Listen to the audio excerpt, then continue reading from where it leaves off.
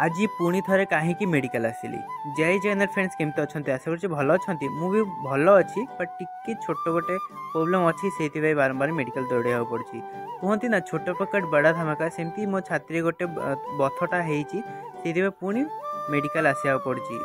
गाँव government medical दी थर medicine खाई सारा पर से बथ मोर ठीक हो नापर बाध्य होगी बड़ मेडिकल को आसा पड़ी। ये भौनी मोर आम दी जन ठिया होइतिलु।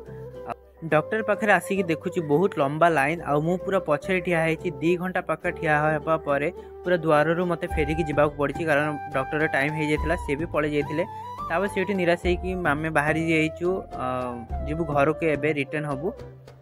गाड़ी रे बसला पर किछि समय पर आम आसी जाइचु बलदेव मंदिर सामने, जहाँ केन्द्रापड़ा प्रसिद्ध मंदिर। ये मु किछि वीडियो फोटो शूट कला पर आम आसी जाइतिलु होटल खाइबा।